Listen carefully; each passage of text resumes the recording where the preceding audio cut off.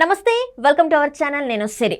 జగన్ కి నెల 20 తర్వాత మోదీ గారు అయితే డోర్స్ క్లోజ్ చేస్తున్నారని చెప్పేసి మనకు వార్తలు వస్తున్నాయి. అయితే ఇన్ని రోజులు బాగానే ఉన్నారు, ఇన్ని రోజులు అన్ని రకాలుగా సహాయ సహకారాలు అందించిన మోదీ గారు ఇప్పుడు జగన్ కి ఎందుకు డోర్స్ క్లోజ్ చేస్తున్నారు అనేది వివరించడానికి మనతో పాటు ఉన్నారు ప్రముఖ సీనియర్ జర్నలిస్ట్ దుర్గా కుమార్ గారు. నమస్కారం సార్. నమస్కారం మసిరి, మన వీక్షకులు కూడా నమస్కారం సార్. ఈ నెల 20 తర్వాత నుంచి జగన్మోహన్ రెడ్డి గారికి మోదీ డోర్స్ క్లోజ్ చేశారని చెప్పేసి వార్తలు వస్తున్నాయి. నిన్న మొన్నటి వరకు చూసుకున్నా కూడా ఏ రకంగా అయినా కూడా, ఎందుకంటే బెయిల్ మీద 10 సంవత్సరాలు బయట ఉండి ముఖ్యమంత్రి అయిన ఏకైక ముఖ్యమంత్రి మన జగన్మోహన్ రెడ్డి గారు. సో ఇంత సపోర్ట్ చేసిన మోదీ గారు సడన్గా ఎందుకు డోర్స్ క్లోజ్ చేస్తున్నారు సార్? రాజకీయాల్లో ఎవరికి శాశ్వత మిత్రులు కానీ శాశ్వత శత్రువులు కానీ ఉంటారమ్మా. మిత్రులు శత్రువులు అవుతారు, శత్రువులు మిత్రులు అవుతా ఉంటారు. కాలం అనేది మార్చుకుంటా వెళ్ళిపోతుంది. వ్యక్తులు వాళ్ళే, పార్టీలు అవే. కాలం అనేక మార్పులు చేస్తుంది. అందులో భాగంగానే ఇప్పుడు మీరు అడిగిన ప్రశ్న కూడా ఇమిడిపోయింది. ఇప్పుడు దీనికి ఒక సూచనగా మనం ఏం చెప్పొచ్చు అంటే, మొన్న చంద్రబాబు గారు పవన్ కళ్యాణ్ వెళ్ళి అమిత్ షా గారితో చర్చలు జరిపొచ్చిన మర్నాడే జగన్ గారు ఢిల్లీ ప్రయాణం అయ్యాడు సడన్ గా. అప్పటికప్పుడు ప్రత్యేక విమానంలో బయలుదేరి వెళ్ళాడు. అయితే ఆయన కలిసింది అక్కడ అమిత్ షా గారిని కాదు, పార్టీలో చక్రం తిప్పే అమిత్ షా గారిని కాదు, ప్రభుత్వంలో కూడా వెనక ఉండి మేజర్గా చక్రం తిప్పే అమిత్ షా గారిని కాదు, నడ్డాని కాదు, మోడీ గారిని కలిశాడు. మోడీ గారితో ఇంటి వ్యక్తిగత సన్నిహితం చాలా కాలం నుంచి ఉంది. ఆయన ప్రధానమంత్రి, అందులో తిరుగులేదు. నిజానికి ఎక్కువ అధికారాలు ప్రధానమంత్రికే ఉంటాయి. కానీ బీజేపీలో అట్లా ప్రధానమంత్రి ఒక్కడికే అధికారాలు ఉండవు. బీజేపీ అనేది సమిష్టి బాధ్యతగా, సమిష్టి పరిపాలనగా ఉంటుంది. నిర్ణయాలు కూడా సమిష్టిగా ఉంటాయి తప్ప వ్యక్తిగతంగా అక్కడ ఉండవు. ఎవరు కూడా ఒక వ్యక్తిగతంగా మేజర్ నిర్ణయాలు తీసుకోలేరు.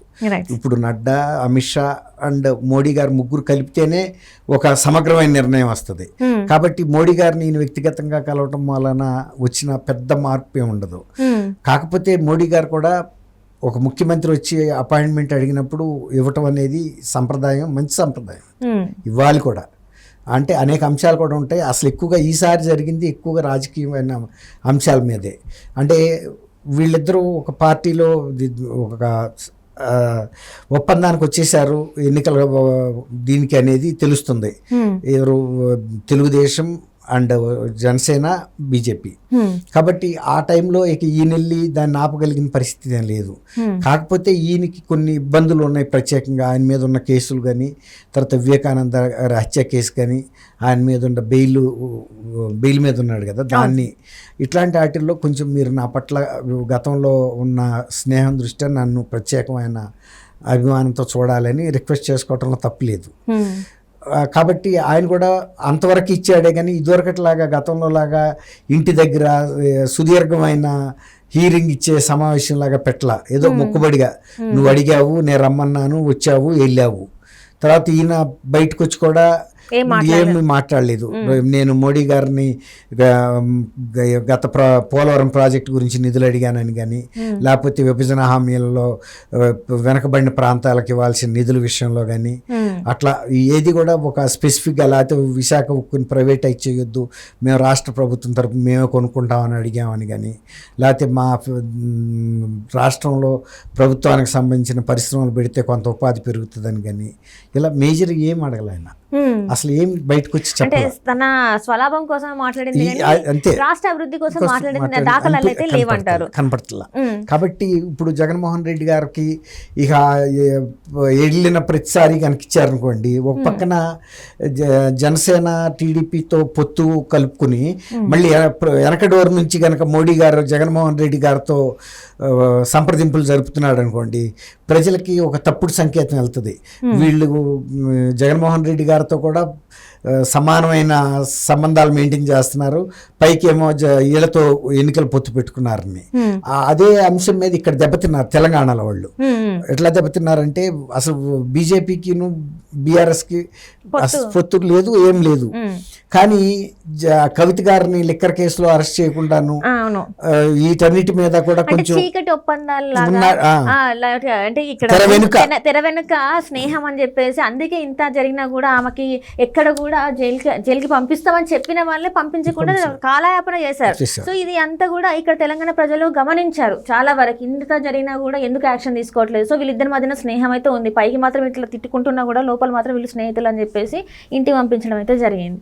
సో అదే మళ్ళీ ఇక్కడ కూడా జరుగుతుందేమో అని ఒక భయంతో డోర్స్ క్లోజ్ చేశారంటారా? ఇప్పుడు అది అనేది ఇక్కడ అదే విషయం మీద దెబ్బతిన్నారు కాబట్టి మళ్ళీ అదే తప్పు అక్కడ కనుక చేస్తే అది రాంగ్ సిగ్నల్ వెళ్ళి బీజేపీ, తెలుగుదేశం, జనసేన కూడా ఎఫెక్ట్ అయ్యే పరిస్థితి ఉంటుంది. తర్వాత బీజేపీ విశ్వసనీయత కూడా పడిపోద్ది. ఇప్పటికే బీజేపీ విశ్వసనీయత బహు తక్కువగా ఉంది అక్కడ పర్సంటేజ్.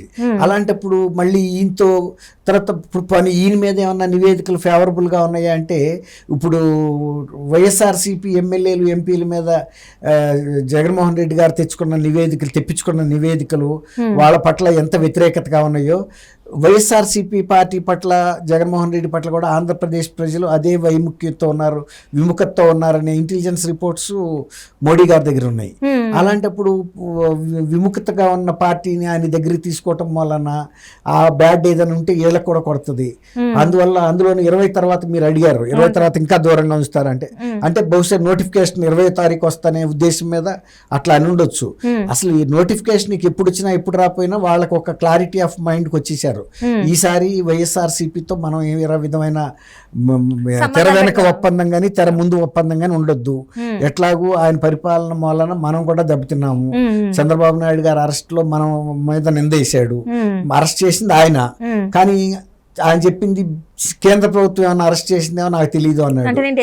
ఢిల్లీ, లండన్ లో అని చెప్పాడంటే ఆయన ఎంత స్మార్ట్ చీఫ్ మినిస్టర్ కింద లెక్క. చీఫ్ మినిస్టర్ తెలియకుండా ఒక రాష్ట్రంలో ప్రతిపక్ష నాయకుడిని అరెస్ట్ చేస్తారంటే ఇక మామూలు ప్రజల పట్ల పోలీసులు ఎట్లాంటి వైఖరి అవలంబించినా కూడా ఆయన దృష్టిలోకి వెళ్ళదనే తెలిసిపోయింది కదా. అంటే గవర్నర్ కూడా ఇక్కడ మనకి పర్మిషన్ ఇచ్చినట్టు కూడా లేదు, అడగలేదు కాబట్టి అసలు అడగలేదు. ఈయన ఆదేశించారు, పోలీసులు అరెస్ట్ చేశారు అంతే. ఇక గవర్నర్ గారే విస్తుపోయాడు. గవర్నర్ గారు ఇప్పుడు వైజాగ్ లో ఉన్నట్టుంది టూర్ లో. అదేంటి నాకు తెలియకుండా ప్రతిపక్ష నాయకుడిని ఎట్లా అరెస్ట్ చేస్తారని. అంటే 17A ఉంది కదమ్మా ఏసీబీలో, సెంట్రల్ ఏసీబీ యాక్ట్లో సవరణ చేశారు. వారు జస్టిస్, ఆంధ్రప్రదేశ్ గవర్నర్ సుప్రీంకోర్టు జస్టిస్గా చేశారు. ఆయనకి తెలుసు కదా ప్రతిపక్ష నాయకుడిని అరెస్ట్ చేయాలంటే ఎక్స్-సీఎంని గవర్నర్ ఆమోదం, ఎవరైతే నియమించారో ఆయన ఆమోదం ఉండాలి. కాబట్టి ఆయన ఈ విధంగా బీజేపీని నిందలో పెట్టాడు. అనవసరంగా మనం నిందపడ్డాము జగన్మోహన్ రెడ్డి గారి మూలన. ఈయన ఎప్పుడైనా సరే ఆపత్కాల సమయంలో ఆయన స్కిన్ సేవ్ చేసుకోవటానికి, ఆయన దెబ్బతినకుండా ఆ నింద మన మీద వేయగలడు. కాబట్టి ఈసారి ఎక్కువసేపు ప్రధానమంత్రి దగ్గర, అమిత్ షా గారి దగ్గర గనక హీరింగ్లు ఇస్తే దాన్ని బయటికి వెళ్ళి ఇంకో రకంగా చెప్పుకుంటారు వాళ్ళు. మాకు చాలా సన్నిహిత సంబంధాలు ఉన్నాయి, మేము వారి నాయకత్వంలోనే పనిచేస్తున్నామని. అందువల్ల మీరు అడిగిన ప్రశ్నకి అది నేను సమాధానంగా అనుకుంటున్నాను. అంటే ఎప్పటికైనా కూడా అంటే జగన్మోహన్ రెడ్డి గారిని ఇప్పుడు దగ్గరికి రానిస్తే అది వాళ్ళకే నెగిటివిటీ అవుతుంది అని చెప్పేసి ఇప్పుడు ఆ నెగిటివిటీని దగ్గరికి రానివ్వకుండా ఉండడానికి ఇప్పుడు మోడీ గారు అయితే దూరం పెడుతున్నారు అనుకుంటున్నాను నేను. రైట్ సార్, చేస్తారని. Right. Thank you so much.